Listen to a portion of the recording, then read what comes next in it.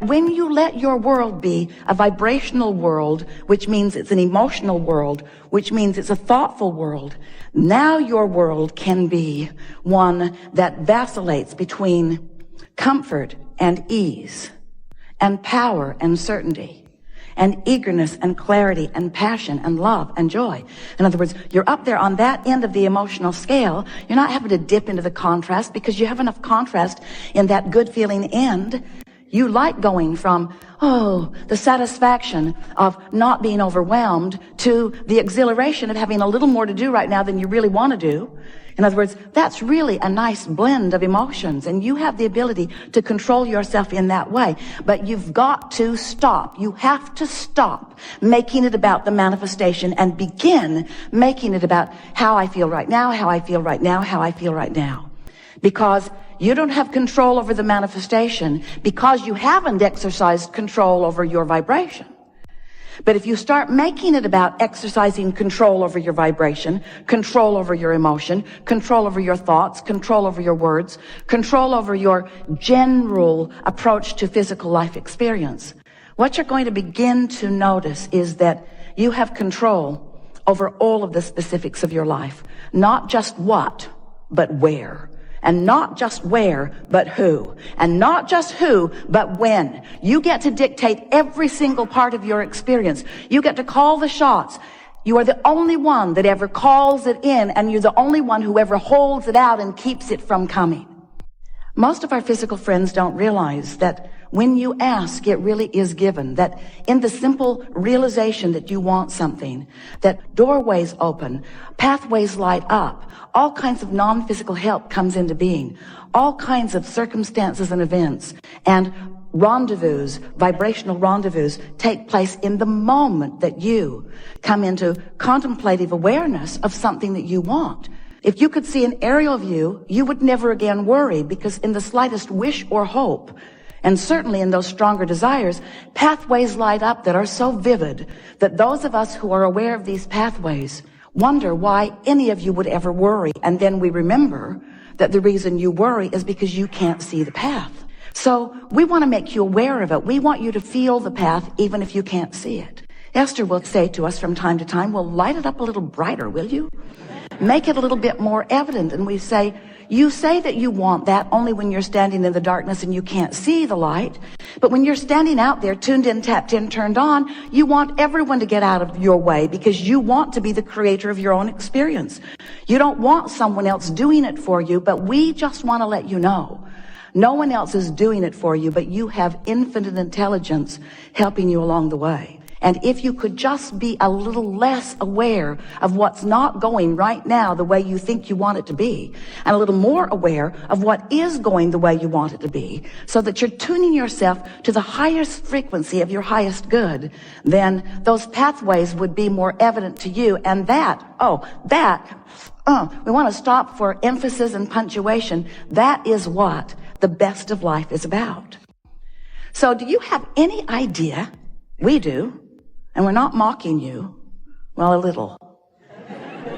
Do you have any idea how many experiences you have called to you that you're not allowing to flow with the ease that is possible? And do you know the one reason why you're not allowing these things, experiences, people, places, events, circumstances, dollars to flow to you in the way that you want? It's because you are fixated on the observation of what is, and you are letting the absence of what you want in your what isness dominate your vibration, set up a vibrational field that holds it apart. So you've got this pull, push, pull, push, pull, push thing going on. I want it, but I want it now, and I want it yesterday, and I want it so much, and the not having of it has me upset. That's basically what your vibration, most of you, we love you so much. But we thought you might like to start this new year off knowing how to create your own reality. Because nobody else is creating your own reality, you see. That's why it's called your own reality. Your own reality. You are the creator of your own reality, which means you are the vibrator of your own beingness, which means you are the thinker of your own thoughts. You are the perceiver of your own world. You are the attractor of your own experience. You are the maker of your own life. You are the uplifter of your own being. You are the magnificent genius creator who came into this physical body with the express intent of mixing it up, of looking around, of identifying what you want, of achieving vibrational harmony with it, and then taking glory, watching with reverence and appreciation and rambunctious zest for life, watching the components of your creation come into place one by one to, in some cases, surprise you, and in every case, delight you, to the power and the clarity and the worthiness and the goodness and the readiness and the bigness of that which is you. When you want something and you believe it and you're on your way to it and you're joyfully romping down the path on your way to it. When you go on vacation or you get on a journey, you get out on the road going someplace, you're not there when you first start, but you don't freak out because you're not there. You expect there to be some journey along the way. But we have to say, friends, we love you very much. You know what's coming after that phrase? We love you very much, but you do complain on your journeys. You do. You complain on your journeys. And we take that as a good thing, not as a bad thing. We mean it as a compliment in this sense. At very deep levels, sometimes so deep, at very deep levels, you know things are supposed to work out for you. You do. And when they're not, there is a sort of freaking out that is natural. We understand that. But we want you to know a whole lot is working out before there is a manifestation that you can show to others. And if you can be a little less hung up on the manifestation that you want to show to others and more tuned to the feeling of adventure, to the feeling of joy, don't you just love it when you want something in general terms and you don't exactly know how it will play out? Oh, you've got some ideas about how you would like it to play out. But the reason that you want whatever it is to play out in more detail is because you believe that in the manifestation of it, you will feel better. So, you know how when you want something and it hasn't yet manifested, but you have this general sense of it, and then ideas start to come to you? Don't you like that feeling of idea? Don't you like that feeling of inspiration? You do when that feeling of inspiration is accompanied or allowed on this basic platform within you of expecting good things to come. So if you could just develop a sort of general basis of beingness that goes sort of like this. I don't exactly know how it's going to be or who it's going to be or when it's going to be or where it's going to be, but I know that it's going to be really good and that I'm going to know it when I see it. In fact, I know that I'm going to know all the steps along the way. Because feeling your way to the next manifestation and the next manifestation and the next manifestation is what the most of your life is about. It's not about the manifestation and the manifestation and the manifestation. It's about feeling your way along your way to the next manifestation and the next manifestation. Hear that. That's really an important thing. Because if it were the other way, if it was just manifestation, I want it, boom, I want it, boom, I want it, boom, I want it, boom, we promise you this would be a seminar on de-manifestation. I have 487 cars, Abraham. The oil is seizing up in most of them because I can't get to them every day. I have more property than I have been able to visit. The rats have moved in. I have more stuff than is manageable. That is what you would say to us. There are more people in my life and there are more conversations to have than I have tongue to have them with. That's what you would say to us. So have you been listening to us for a while? You know about vibration? Pretty much. You understand that law of attraction is the engine that manages all of this and that it is tuned to vibrational frequencies? Do you understand that everything has a vibrational frequency? Do you understand that your manifestations that will soon manifest have vibrational frequencies?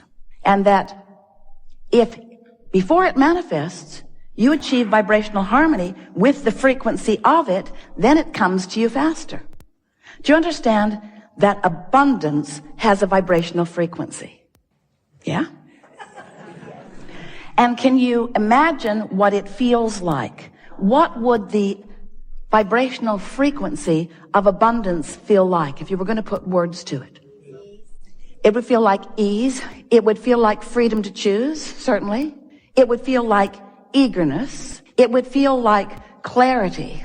The vibration of abundance feels like fresh air. It feels like clear path. It feels unlimited. It feels always flowing. It feels abundant, meaning never ending, always flowing.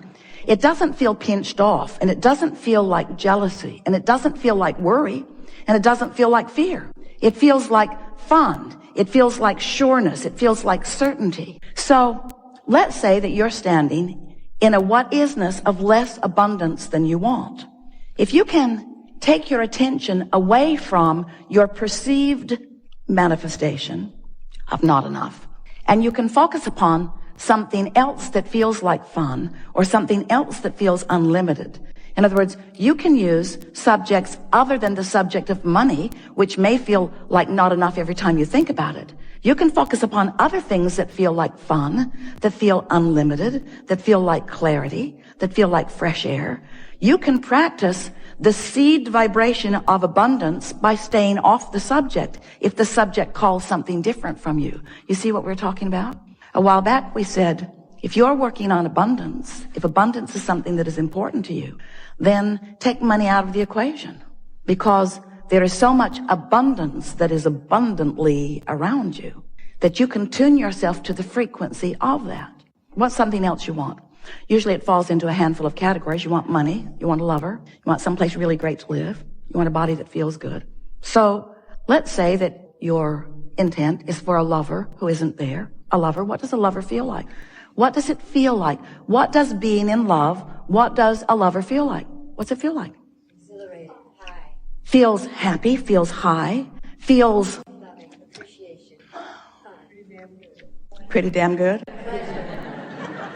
Feels like well-being, feels like homecoming, feels like security, feels like appreciation, feels like being appreciated, feels effortless, feels like ease, feels natural, feels like desire. In other words, if you can get to the general vibrational reason behind what you want, which is why do I want it? The question, why do I want this thing, will bring to you. Then we know you can begin practicing the vibration of the manifestation that is coming. Now here's the thing that we know that often you don't know, that we so want you to know, and that is that everything you've asked for is coming. And the only question is, how long are you going to keep yourself from it? That's the only question. So, do you sense that we sense? Do you understand that there is abundance immeasurable, abundance not recognizable by most of you, abundance not yet experienced, let's just put it that way, by most of you, abundance for you, vibrationally queued up, and that all you've got to do, the only thing you've got to do is to practice the vibration of it, and it makes its way to you in so many different life-giving, fun ways. But you got to practice the vibration.